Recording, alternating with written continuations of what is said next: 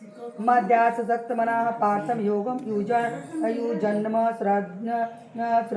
श्रमदाश्रयः संशयं स ग्रामं मामितामं जागशीतचतुः ज्ञानं ते अहम् अज्ञानमिदं वक्ष्यामि शेषतः यञ्च ज्ञात्वा नैव भूयो अन्यान्यत्यभ्यमशिष्यते मनुष्याणां सहस्रे तुं क्वचिद्दस्ति न क भूमिरापो अवनलो वायुकं मनोबुद्धिरेव च अहङ्कारं तियं भिन्नां प्रकृतिस्तदा अपरेयात्मितत्वं मन्यं प्रकृतिं विधिं प्रां जीवभूतां महाभावो एदं धरते जगत् एतद्दुनीनि भूतानि सर्वाणीत्युपधार्य अहं कृष्णश्च जगतः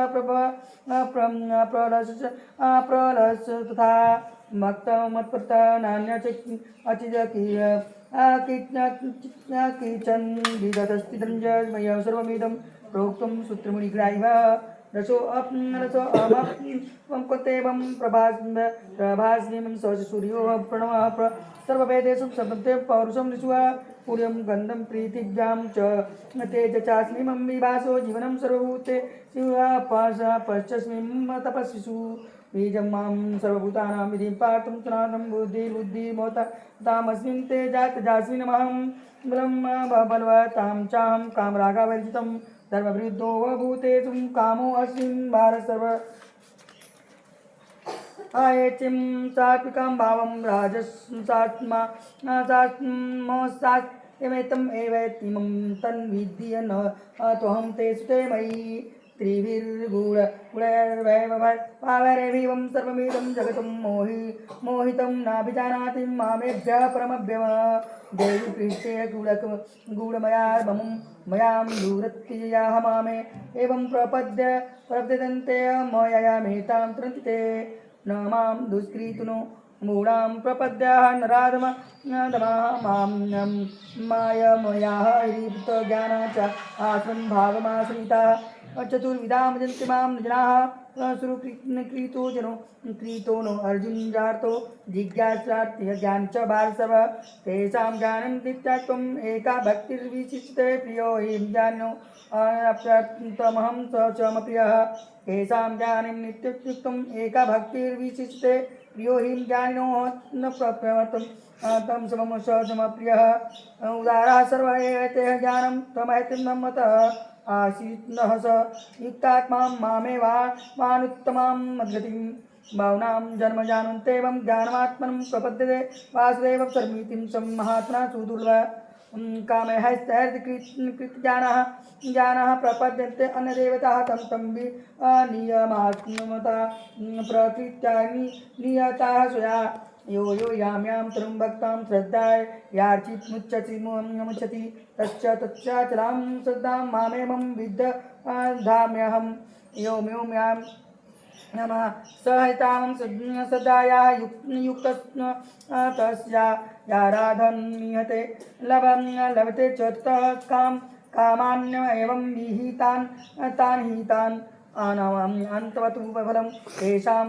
तद्भवत्नल्पमेधा मेधसां देवान् देवयतो यान्ति मद्भक्तां यान्ति मामपि व्यक्तं व्यक्तिमान व्यक्तिय ममापन्नं मनते मां बुद्धया ब्रह्मभावजान्तो मामव्याक्तुमं नाहं प्रकाशं सर्वशं योगमाया समिताः मूढयोनिषु जना विजानाति लोकं मां जनाव्यवः वेदां समितानि वर्तमानि चार्जुमभिष्टानि च भूतानि मां तु वेद न कश्चनः इच्छादेशसमुत्तेनं द्वन्द्वमोहिनं भारत सर्वभूतानि असम्मोहं सर्गे यान्ति परन्तः एतां त्वन्तगतं पापं जनानां पुण्यकर्मणां एवं द्वन्द्वमोहानि युक्तं जन्ते मां दृढता जरामरणमुक्षायं मामश्रिताः एतन्तितेव एव ब्रह्म तद्वित्तं कृत्स्नमध्यात्मकर्म चाखिलं साधिभूतादिदेव मां साधि यज्ञं च ये विदुं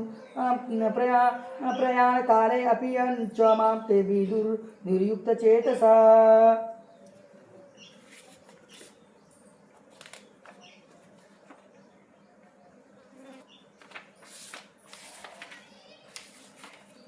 सातवें अध्याय का अर्थ।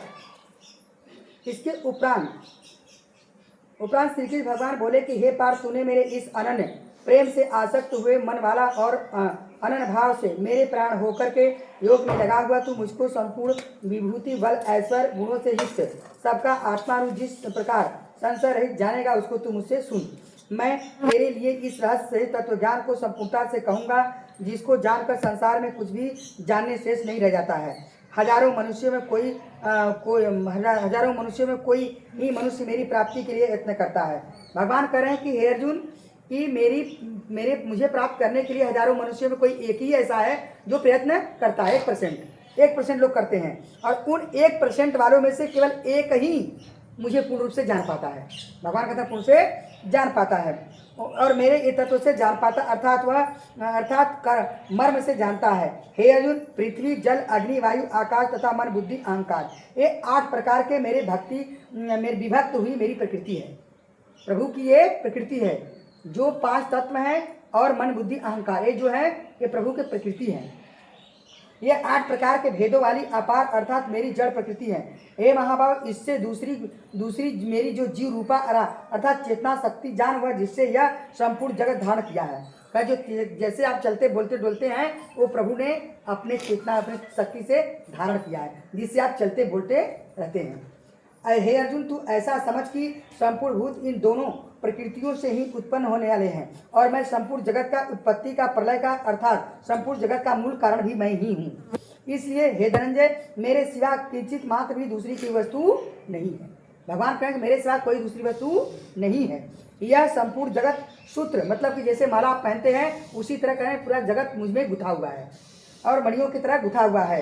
हे अर्जुन, जल में जैसे कथन जल में जैसे रस, चंद्रमा में सूर्य में जो प्रकाश है और संपूर्ण वेदों में ओमकार तथा आकाश में लोग कहते हैं कि ओम घटा दो, लेकिन कहते हैं सभी सुनों में ओमकार और आकाश में मैं शब्द हूँ, पुरुषों में मैं पुरुष तत्व हूँ, पृथ्वी में पवित्र गंध हूँ, अग्नि में मैं तेज हूँ और भूतों में उनका जीवन हूँ। भूतों माने बीता हुआ कल, जो आप कल थे आज वही हैं, तो आपका जो जीवन है वह मैं ही हूँ, उनकी जीवन हूँ अर्थात जिससे जीते हैं जिससे लोग जीते हैं वह मैं जीवन हूँ और तपस्वियों का मैं तप हूँ। हे अर्जुन, तू संपूर्ण भूतों को सनातन कारण मेरे को ही जान और बुद्धिमानों का बुद्धि हूँ, तेजस्वियों का मैं तेज हूँ। हे भरतश्रेष्ठ, मैं बलवानों को आसक्ति और कामनाओं से रहित बल हूँ अर्थात सामर्थ्य हूँ और सब भूतों में धर्म के अनुकूल अर्थात शास्त्र के अनुकूल काम हूँ और जो भी सत्वगुण होने वाले भाव हैं, जो रजोगुण उत्पन्न होने वाले भाव हैं, जो तमोगुण उत्पन्न वाले भाव हैं, उसको तुम मुझसे ही जान, ऐसा ही जान, परंतु वास्तव में उनमें मैं नहीं हूँ। गुण तो मैं उत्पन्न करता हूँ भगवान करें, लेकिन उनमें मैं नहीं रहता। अब गुणों के कार्य सात्विक राजस और तामस इस 3 प्रकार के भाव को अर्थात राग द्वेष विकारों से संपूर्ण विषयों से यह सब संसार मोहित हो रहा है। ये तीनों गुणों से पूरी संसार मोहित हो रहा है। इसलिए इन तीनों गुणों के मुझसे अविनाशी नहीं जानते। ये तीनों गुणों में परल वो प्रभु के कभी नहीं जान पाई, साधन वो कभी नहीं जान पाते, क्योंकि मुझे अलौकिक अर्थात अद्भुत क्रीड़ामयी मेरी माया बड़ी ही दुष्कर है। मेरी माया बड़ी दुष्कर है अर्जुन, परंतु जो पुरुष मेरे को निरंतर भजते हैं वे मुझको माया के उल्लंघन कर जाते हैं अर्थात संसार से तर जाते हैं, जो निरंतर प्रभु को भजते रहते हैं। ऐसा सुगम उपाय होने पर भी माया के द्वारा हरे हुए ज्ञान वाले और असुर स्वभाव वाले धारण किए हुए अज्ञानी मनुष्य नीच दूषित कर्म करने वाले मूढ़ लोग मुझको नहीं भजते हैं। भगवान कहते हैं मुझको नहीं भजते हैं, ऐसे ही शब्द करके भागते हैं। जैसे कह दिए कि अरे आज ही पूजा हो रहा है, कल पूजा होगा, ये लगातार लगा ही रहेगा। अरे तो तेरे घर में तो भी यही है, आज पोता हुआ कल परपोता हुआ, उसकी शादी होगी, तेरे घर में नहीं लगा रहा है? तेरे घर में तो सीरियल लगा है और तू भगवान को कह रहा है कि तेरा पूजा सीरियल लगा रहा है। ये पूजा होगा तो वो पूजा होगा, तो वो पूजा होगा, तो तेरे घर में भी सीरियल लगा है। ऐसे मनुष्य नीच दूषित कर्म करने वाले मुझको नहीं भजते हैं। हे भरतवंशियों में श्रेष्ठ अर्जुन, उत्तम कर्म करने वाले अर्थाई आर्थ जिज्ञासु मतलब 3 प्रकार के भक्त होते हैं। भक्त जो है 4 प्रकार के होते हैं। एक भक्त होता है जो पैसे के लिए भगवान के पास जाता है, एक भक्त होता है अपने दुखों को दूर करने के जाता है, एक भक्त जो है जानने के प्रयास करता है भगवान है कि नहीं है, और दूसरा चौथा जो है जानता है कि भगवान है। यही 4 प्रकार के भगवान होते रहते हैं और ऐसे ही 4 प्रकार के भक्त मेरे को भजते हैं। उनमें से नित्य मेरे एक ही भाव से, उन चारों में से एक ही भाव कि प्रभु का भजन करना, दुख पड़े चाहे सुख, वो भजन करना उसका कर्तव्य है। वही भाग भगवान करें, वही भक्त श्रेष्ठ होता है। ज्ञानी भक्त अति उत्तम है, क्योंकि मेरे को तत्व से जानने वाला ज्ञानी को मैं अत्यंत प्रिय हूँ, और वह ज्ञानी भी मुझको प्रिय है। यद्यपि मैं ये तो सब तो उदाहरण है अर्जुन, और श्रद्धा सहित मेरे भजने के लिए समय लगाने वाला, कथन मेरे में जो समय लगाता है, लगाने वाला वो होने पर उत्तम है वो, परंतु अज्ञानी तो कथन वह ज्ञानी तो साक्षात मेरा स्वरूप है। जितना मेरा अपना समय पूरा जीवन मुझ में लगाता है वह साक्षात मेरा स्वरूप ही है, ऐसा ही मेरा मत है। क्योंकि वह सिद्धि पुरुष ज्ञानी भक्त अति उत्तम गति स्वरूप मेरे अच्छी प्रकार से स्थित है, जो बहुत जन्मों के अंत में तत्व को प्राप्त हुआ ज्ञानी सब कुछ वासुदेव है। कहा जन्म के अंत में, एकदम अंत में सब कुछ प्रभु हैं, ऐसे भाव वाला भक्त जो है अति दुर्लभ है। कह रहे हैं कि ऐसा भाव वाला जो है व्यक्ति अर्थात वासुदेव सब कुछ वासुदेव है। अब इस प्रकार से वह मेरे को जानता है, वह महात्मा अति दुर्लभ है कि सब कुछ प्रभु है, बकिया सब कुछ मिथ्या है। ऐसे भाव वाला, मुंह से तो कहा सब लोग कहला कि मिथ्या, मुँह से कहा अरे एक दिन मर ही जाएगी हम, लेकिन जौने दिन सचमुच देख ले कि मैं मर जाएगा ना, तो देखा हार्ट पे तुरंत हो गया। तो ये सब चीजें जो है तो कह देना आसान है, लेकिन भगवान कहे तो अपने अंदर स्वीकार करना। विषय सत्पुरुष है वे तो अपने स्वभाव से प्रेरित होकर उन भोगों को कामना द्वारा ज्ञान को भ्रष्ट हुए उन नियमों का धारण करते हैं। कहा मनुष्य अपने ज्ञान द्वारा वो पूजा करेंगे तो प्राप्त होगा, वो करेंगे तो प्राप्त होगा, ये सब नियमों का धारण करके वो दौड़ते रहते हैं। अर्थात जिन देवताओं को पूजन किए पूजा के लिए जो जो नियम लोगों ने प्रसिद्ध उस नियमों का धारण करके अन्य देवताओं को भजते हैं, अर्थात वह पूजते हैं। जो जो सकामी भक्त जिस जिस देवता का स्वरूप को श्रद्धा से पूजना चाहता है, उस भक्त को मैं उसी देवता के प्रति श्रद्धा से रहित कि श्रद्धा को स्थिर कर देता हूँ, उसकी भाव मैं उसी के प्रति स्थिर कर देता हूँ। वह पुरुष उस श्रद्धा से युक्त हुआ उस देवता के पूजन की चेष्टा करता है, और उस देवता के मेरे द्वारा ही विधान किए हुए उन इच्छित भोगों को निस्संदेह प्राप्त होता है, परंतु उन अल्प बुद्धि वालों का वह फल नाशवान है। ऐसा पूजा जरूर कर लें, लेकिन वह फल नाशवान है, उसका कुछ मिलता नहीं है, यहाँ यही रह जाएगा वो।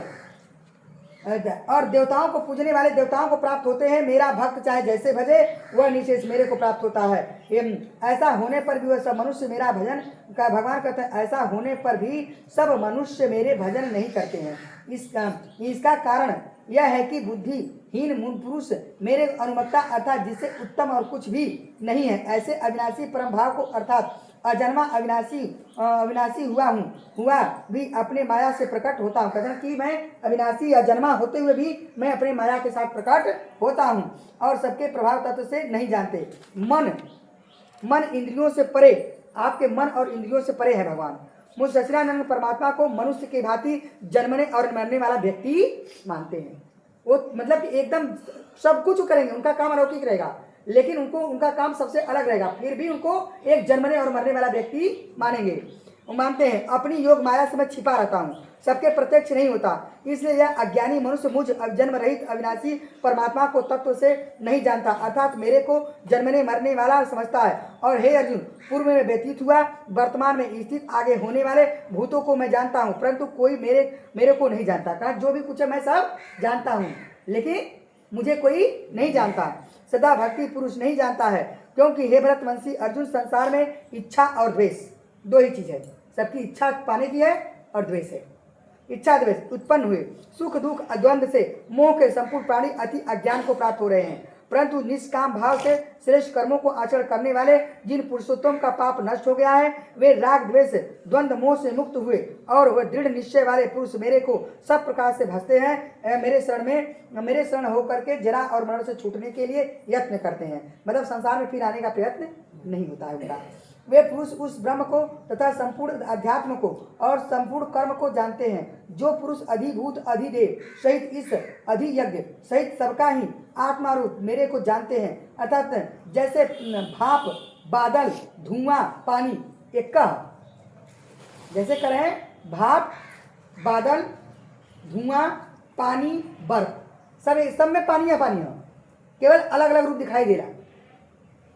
ऐसे ही परमात्मा है, सभी जल रूप हैं, वैसे ही अधिभूत अधिदेव और अधिज्ञ है आदि ये सब कुछ वासुदेव रूप है, ऐसा ही है, जानते हैं। वे युक्ति चित्त वाले पुरुष अंतकाल में मुझको ही जानते हैं, अर्थात वो प्राप्त होते हैं। छोटे बड़े देवता जो भी कुछ है, जो ये जान लेता है कि सिर्फ वही है वो, वो तो रूप धारण करके आए, काम किए हैं, और लोग उन्हीं को मानने लगे।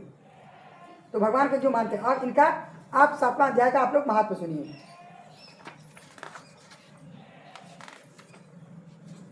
पार्वती जी शंकर जी कहते हैं, हे पार्वती, अब मैं 7वें अध्याय का महात्मा बतलाता हूँ, जिसे सुनकर के कानों में अमृत राशि भर जाती है। पाटलिपुत्र नामक एक दुर्गम नगर है, जिसका गोपुर द्वार बहुत ही ऊंचा है। उस नगर में शंकुकर्ण नामक एक ब्राह्मण रहता था। उसने वैश्य वृत्ति की आश्रय लेकर के बहुत धन कमाया, किंतु वह कभी भी पितरों का तर्पण नहीं किया और न देवताओं का पूजन किया, न धनोपार्जन में तत्पर होकर के वह राजाओं के, मतलब वो कभी भी किसी के लिए कुछ करता नहीं था। धनी बहुत था, लेकिन पितरों का तर्पण नहीं किया, ना अच्छे, मतलब कि जो धनी धनी लोग थे उन्हीं लोग को पूछता था, गरीब लोगों को नहीं पूछता था, न कभी देवताओं का पूजन करता था वो। ऐसे एक समय की बात है कि वह ब्राह्मणों के अपना चौथा विवाह करने के लिए पुत्रों बंधुओं के साथ यात्रा की। मार्ग में आधी रात के समय वह जब वह सो रहा था, तो एक सर्प ने आकर कहीं से उसे बाह में काट लिया। उसके काटते ही ऐसी अवस्था हुई कि मणि, मंत्र, औषधि आदि कुछ भी उसे काम नहीं आया और वह असाध्य जान पड़े। तत्पश्चात कुछ ही क्षणों में उसके प्राण पकड़ू उड़ गए, वो मर गया। फिर बहुत समय के बाद वह प्रेत योनि में सर्प हुआ। धन कमाया, सब कुछ हुआ, लेकिन बहुत जो कि थोड़ा के बाद नरक भोगने के बाद वह सर्प, प्रेत योनि में सर्प हुआ। प्रेत योनि में सर्प हुआ। जैसे आप मनुष्य योनि में पशु पक्षी सब कुछ जीव है, उसी तरह वह सर्प योनि में, सर्प जो है कि सर्प योनि, अरे प्रेत योनि में सर्प हुआ। तो जब सर्प हुआ तो वह क्यों? धन गाड़ा था, इस कारण से वह सर्प हुआ, सर्प योनि में उत्पन्न हुआ। उसका चित्त धन के वासना में बधा था। इससे वह वृत्तांत स्मरण करके सोचा कि मैं जो घर के बाहर करोड़ों संख्या में अपना धन गाड़ के रखा है, उसे मैं पुत्रों से वंचित करके वहीं स्वयं उसकी रक्षा करूंगा। सांप हो गया तब भी देखती उसकी माया नहीं मरी, वो जाकर धन पर बैठ गया कि मैं उसकी रक्षा करूंगा। और सांप की योनि में पीड़ित हो, मतलब कि दिनों दिन कटने लगा तो सांप की योनि से पीड़ित हो गया।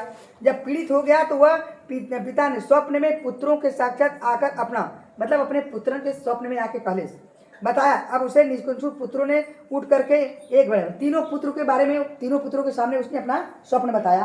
तो सवेरे उठे पुत्र तो आपस में बात किए, लेकिन मंझला पुत्र जो था, जिसमें एक दूसरे को स्वप्न की बातें, उनमें से मंझला पुत्र कुदाल हाथ में लिए घर से निकला और जहां उसने पिता को सर्प योनि धारण करके रहते देखा था स्वप्न में, उस स्थान पर गया।